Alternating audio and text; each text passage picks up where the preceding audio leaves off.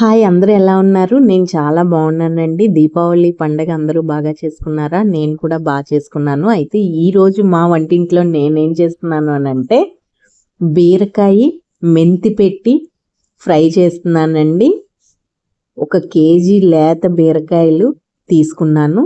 తీసుకొని ఇవి చెక్కు తీసి శుభ్రంగా కడుక్కొని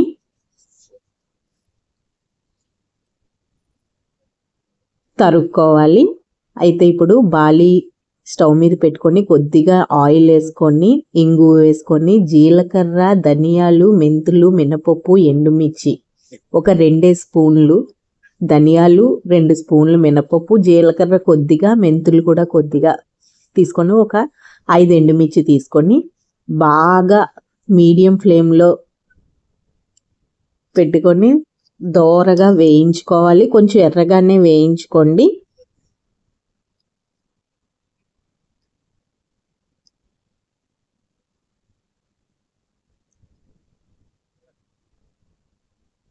చూడండి, ఇంకొంచెం వేగాక స్టవ్ ఆఫ్ చేసేయండి. చూడండి, ఈ కలర్ వచ్చాక స్టవ్ ఆఫ్ చేసేయండి. ఇవి చల్లారిపోయాక మిక్సీ చేసుకుందాము. అయితే నేను బీరకాయలకి పైనున్న పొట్టు తీసి బీరకాయలని కడిగేసుకొని ఈ విధంగా తరుక్కున్నాను. చూడండి, ఈ విధంగా తరుక్కున్నాను అనమాట. చేదు కూడా ఒకసారి చూసుకోండి తరిగేటప్పుడు బీరకాయకి.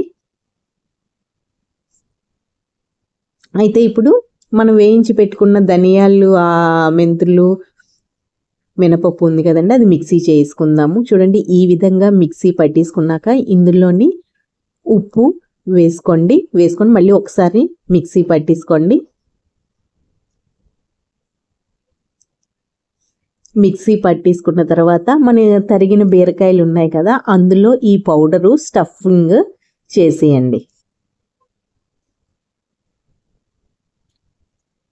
చూడండి, ఇందులోనమాట మనకి ఈ గ్యాప్ ఉంచుకున్నాం కదా, ఇలా కట్ చేసి పెట్టుకున్నాం కదా, ఇందులో ఈ పౌడరు కొద్దిగా వేసుకోండి.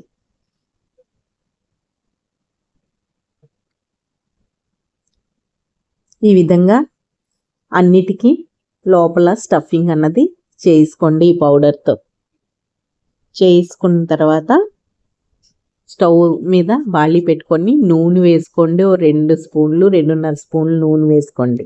అది వేడెక్కుతుంది లోపు. చూడండి, అన్నిటికీ ఈ విధంగా స్టఫింగ్ అన్నది చేసుకున్నాను.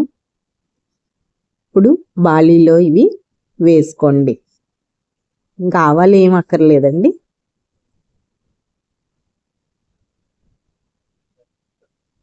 ఇలా అన్ని బాళీలో వేసుకొని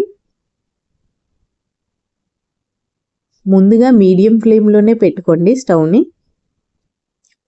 మూత పెట్టియండి. మూత పెట్టిన 5 నిమిషాల తర్వాత తీసి కలుపుకోండి.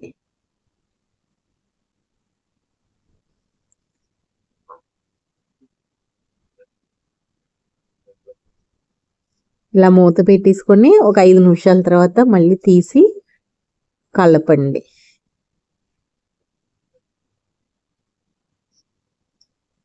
ఈ బీరకాయ మెంతి పెట్టి ఫ్రై అన్నది చాలా బాగుంటుందండి. చాలా రుచిగా ఉంటుంది. అన్నంలోని వేరుశనగ నూనె వేసుకొని ఈ బీరకాయ ఫ్రై పెట్టుకొని తింటే చాలా అంటే చాలా రుచిగా ఉంటుందన్నమాట.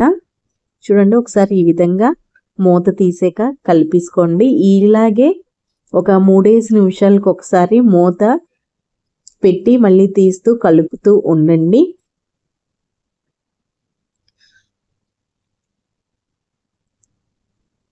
అలా 3 నిమిషాల తర్వాత ఈ విధంగా కలుపుతూ ఉంటే ఒక 10 నిమిషాలు నుంచి 12 నిమిషాల తర్వాత చూడండి, కర్రీ ఇలా అవుతుంది.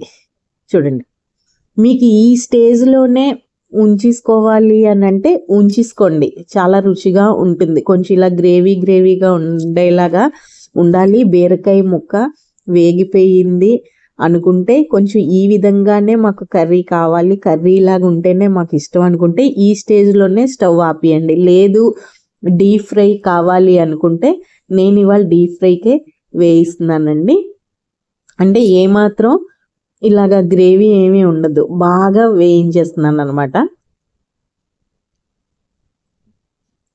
మీకు కానీ ఇలా కావాలి అనుకుంటే ఈ స్టేజ్లో ఉన్నప్పుడే స్టవ్ ఆఫ్ చేసేయండి. నేను డీప్ ఫ్రై చేయిస్తాను ఇవాళ, మాకు ఇంట్లో ఈ విధంగా ఇష్టం అనమాట, అందుకని నేను డీప్ ఫ్రై అయితే చేశాను.